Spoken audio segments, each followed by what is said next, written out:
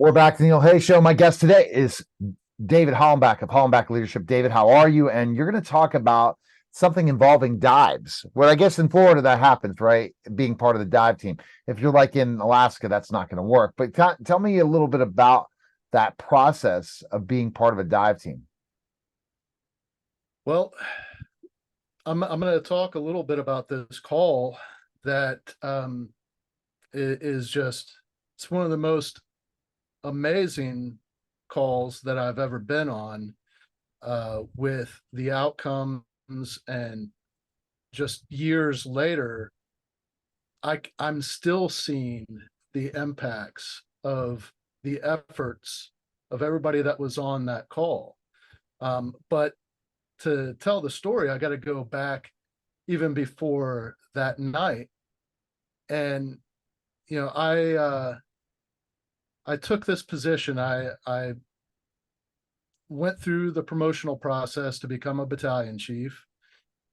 I did well in the process and I was promoted. And before I actually got the promotion, there was an opening for the chief of special operations.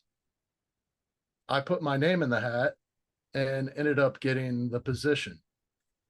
And there was multiple things that were then handed to me and said, okay, this is your baby now, make it happen. And that included getting the budgeting correct, justifying my budget for all this equipment that, so I've got to rewind even further. So back in I want to say it was 2004, when the department that I worked for decided that the dive program was too expensive and we didn't need it because the sheriff's office has divers, and whenever anybody calls for a dive team, it's just body recovery anyways. This was the line of thinking, and nobody agreed with it except for the people that were there day in and day out was at headquarters. They weren't out running the calls. They weren't seeing, the opportunities and how many lives could be saved. One life saved should be enough. But anyways, go through the process of buying equipment, learning about the types of training that needed to be involved with standing up a dive team. Like, this is a team that essentially be public safety rescue divers, which is a very high level of technical diving. And I put together a team. It was myself and 12 other high speed guys. And I say guys because at the time it was just men that were selected. I needed people that were already dive certified.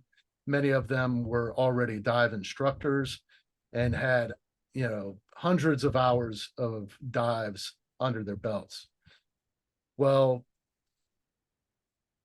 we jumped right in, we got trained up, and then we just started outfitting the department with dive equipment, training divers every week. We developed a dive academy, and it's very rigorous. To even get accepted, we had a pretty rigorous swim test that not a lot of people can pass. And so we did the swim test, we did the equipment test, we did, all these evaluations to make sure that the people that we selected for the dive team were, top tier. Well, once the dive team was up and running, we didn't have too many dive calls. Actually, like, none that actually resulted in a rescue. And then on St. Patrick's Day. I was working on St. Patty's Day. This is probably 2015 Mhm. to 2000, well, maybe 2017. It doesn't matter. It was St. Patrick's Day. My battalion headquarters is right down the road from the University of Central Florida. It's very populated, a lot of multifamily dwellings, apartment complexes. There's some really nice areas with very large homes. Well, there is a pretty well-known bar near the campus called the Knights Library. And it used to be on St. Patty's Day, they would have bands and they would set up tents and they would sell green beer by the pitcher. And it really became a place of overdoses, binge drinking, sexual assault, like that kind of stuff, where it might not be happening on the premises of that bar, but afterwards, it was happening either in like close, parking lots that were close by, or in apartment complexes or whatever. There was a huge uptick in emergencies when all of that St. Patty's Day festivities were going on. Well, common sense, right? Lots of alcoholic drinking. Yeah, and this one particular night, it got so bad that there was one battalion chief already there. I got called over to help support him, and then we just ended up creating a multi-casualty incident, an MCI, where we just had medic units, just they would arrive on scene, pull in, pick up a patient, and go to the hospital. And it was just like nonstop for a good 3 hours, from about 11 o'clock till 2 a.m. And about 3 in the morning, we wrapped things up. And we were all, this is a lot of resources heading back to their quarters. I'm on my way back to the battalion headquarters, and I hear a dive call go out. And it just happens to be a straight shot from my station to where the incident was. We're talking 3 o'clock in the morning. There was a couple they were walking their dog in this neighborhood, and they watched a car approaching this roundabout, and it didn't turn.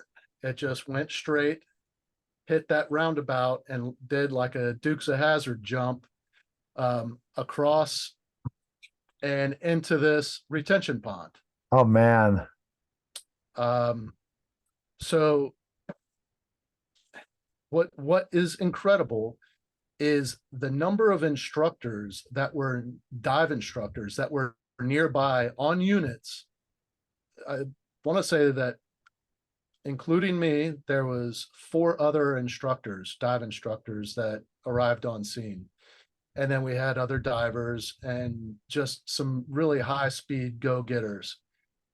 When they made entry into the water, I had arrived on scene and I waded into the water, but I was, going to be taking on more of a command role, but on a small scale, like I was going to be in charge of the divers. So divers go in, they do a search around the car, a search in the car.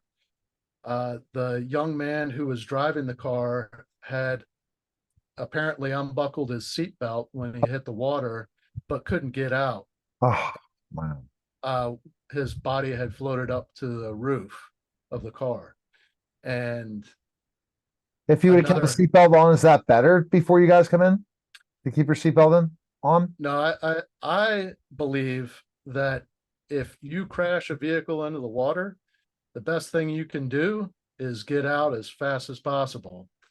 You know, waiting for the pressure. If you can get out, get out. Unbuckle your seatbelt, roll the windows down, and get out. Mhm. Well, thankfully, he was the only person inside that vehicle, and when the divers pulled him to the shore, I grabbed him. His skin was gray. He was lifeless. He was not breathing. He had no pulse. And we immediately started doing CPR. Loaded him into a rescue truck, and he went to the hospital. His parents were notified. Apparently, he had gotten off work and was driving home to his parents' house, and then I guess he fell asleep at the wheel and launched his car into a retention pond. Well, the next shift, one of my people had contacted the hospital and found out that he had survived. Wow. They had gotten pulses back as they're arriving at the hospital. But, you know, knowing what I know and the number of drownings that I've been on, I mean, anybody would have told, and I'm sure the parents were told, the outcome is not good. If he does make it, if he does survive, his brain capacity is going to be nil. You know, he's not going to ever be able to walk. He's going to essentially be a vegetable. Mm-hmm. Well, several months later, arrangements were made for his family to come visit us at the station. And in walks this 20-something-year-old kid. He really didn't have the ability to speak. You know, speech wasn't there. And he really didn't know what was going on. But the father and the mother and the fiance and other members of his family, you know, they came, and the father, the young man's father, and his name is Sean. Sean's father made challenge coins, and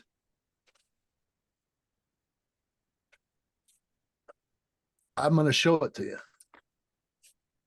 Okay.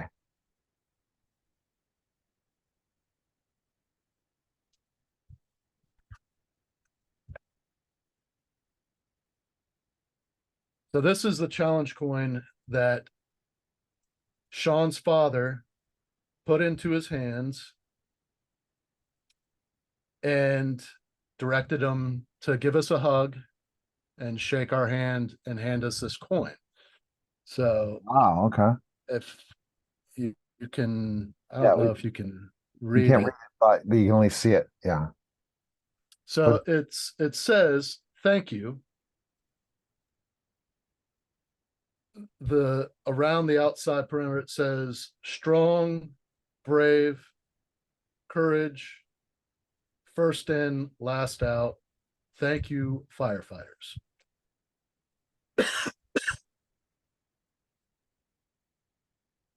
And on the other side, it says, "Protecting life and property."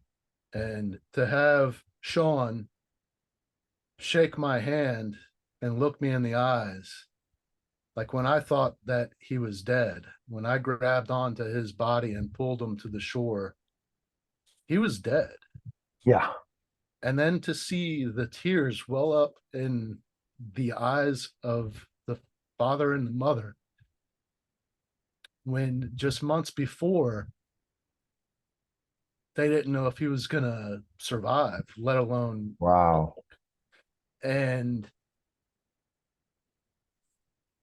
last year, I was invited to his wedding What?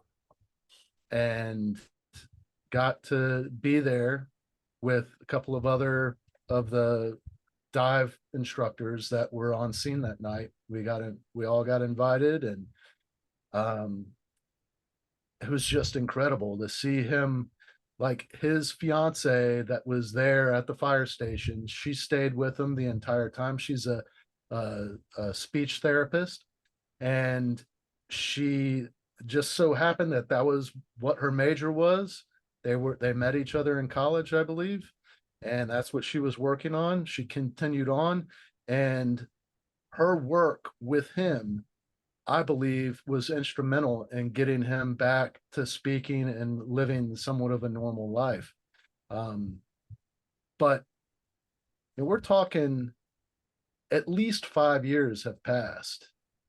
And every time I see him, see his fiance or his wife, his parents, they're always smiling. Yeah. And it's like, to know how devastated that family could have been had we not done our job, had we been off just in some of our actions, he would not have survived. I mean, hell, if we hadn't rebuilt the dive program, it would have been a body recovery.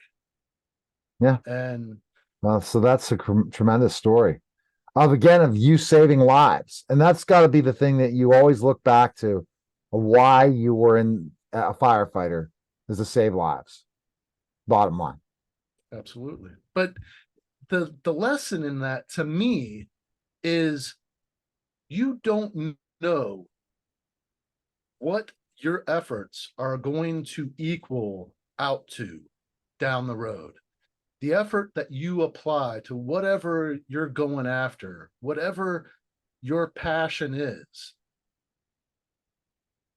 when you keep on pushing, because it wasn't easy to build that dive program. It wasn't easy to select people and tell people, no, you didn't make the cut, or recruiting people that you knew would be good at it and convincing them, yes, this is going to pay off. All this pain, we were doing dive academies in the middle of winter, in like 30 something 40-degree water. And so it's a tremendous lesson, David. It really is. But it applies to so many things where if we could see the future, what our efforts amounted to long term, there would be no question. There would be no giving up. No. But in the moment when things are tough and you're feeling like, yeah, I don't know why I'm doing this. I mean, am I ever going to use this? Is it ever going to amount to anything? Or am I just spinning my wheels here? No. Is the frustration worth, is the juice worth the squeeze? Yeah, and that's the hard part, because people don't want to put the effort to end up with the result that you ended up with, David. Yeah. Saving someone's life. Without that dive program, he's not living right now. And there you go. But you went through all those trials and tribulations to finally have a finished product that saved a life. That was a very big life. I'm sure the dive team saved more lives than that, but that's a tremendous story. And we look forward to more of those inspiring stories by going to hollenbachleadership.com. You can purchase your book, follow you on all different social media, and big things coming soon, David. We appreciate you stopping by. All right, brother. Have a good one. You're listening and watching the Neil Haley Show, and we'll be back in just a moment.